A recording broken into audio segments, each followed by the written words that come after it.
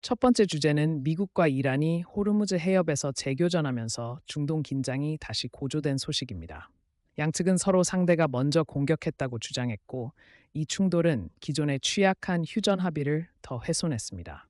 교전 소식에 국제유가가 즉시 반등해 브렌트 선물은 약 2~3% 오르며 배럴당 약 102달러 수준, WTI는 대략 96사, 97달러 안팎으로 올랐습니다. 에너지업계 경영진들은 공급 차질이 심각하다고 경고하며 전 세계적으로 약 10억 배럴가량의 누적 부족을 언급했고, 보험료와 해상 운송비가 급등하는 등 시장에서는 장기 봉쇄 가능성에 베팅하는 이른바 Naturals Opens Trade가 형성돼 구조적 리스크로 인식되고 있습니다. 두 번째 주제는 이란 관련 발표 직전에 유가 선물과 예측 시장에 대규모 의심스러운 약세 베팅이 나와 규제 당국이 수사에 착수했다는 내용입니다. 런던 증권거래소 그룹 자료를 보면 3월 23일 약 5억 달러, 4월 7일 약 9.6억 달러, 4월 17일 약 7.6억 달러, 4월 21일 약 4.3억 달러 등 총 26억 달러가 넘는 거래가 주요 발표 직전 몇 분 몇 시간 안에 체결된 정황이 포착됐습니다.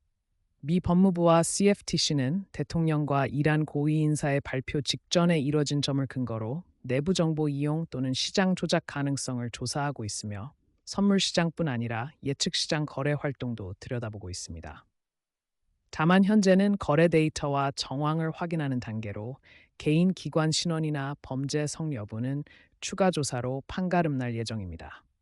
세 번째 주제는 미국 노동시장 동향으로 4월 비농업 일자리가 105천 명 증가해 노동시장이 다소의 탄력을 보였다는 소식입니다.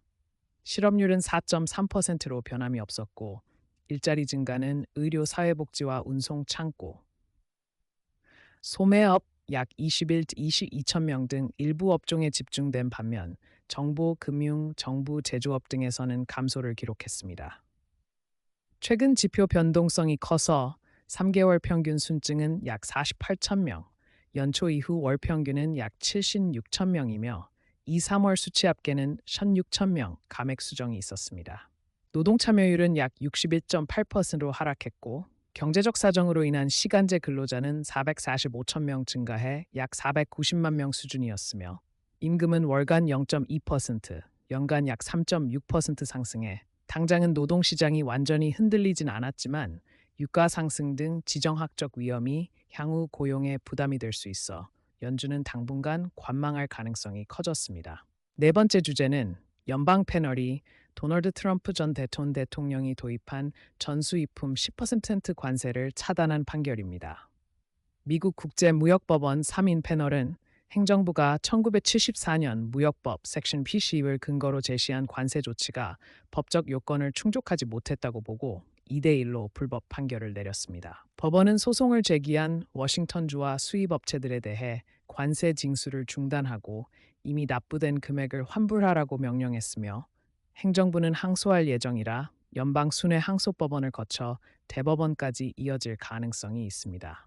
이번 판결은 행정부의 일방적 무역 정책 실행에 대한 사법적 제약을 재확인하는 선례로 해석됩니다. 다섯 번째 주제는 일론 머스크의 자녀 어머니인 시본 질리스가 오픈 AI를 상대로 한 머스크의 소송에서 핵심 증인으로 떠오른 일입니다. 질리스는 머스크의 쌍둥이 어머니이자 과거 오픈 AI 이사회 멤버로 머스크와의 개인적 관계와 2021년 쌍둥이 출산 사실이 나중에 공개된 인물입니다. 재판에서는 그녀가 오픈 AI와 머스크 사이에 정보 전달 고리 역할을 했다는 문자 이메일 증거가 제출됐고, 초기 자금 구조 변경 논의에 관여했다는 정황이 드러났습니다. 이 증언은 오픈 AI의 조직 법적 향방과 경영진 신뢰 문제에 중대한 영향을 미칠 수 있어 재판의 핵심 쟁점으로 부상하고 있습니다. 여섯 번째 주제는 강한 반도체 수요와 AI 낙관론이 투자와 제휴를 촉발하고 있다는 내용입니다.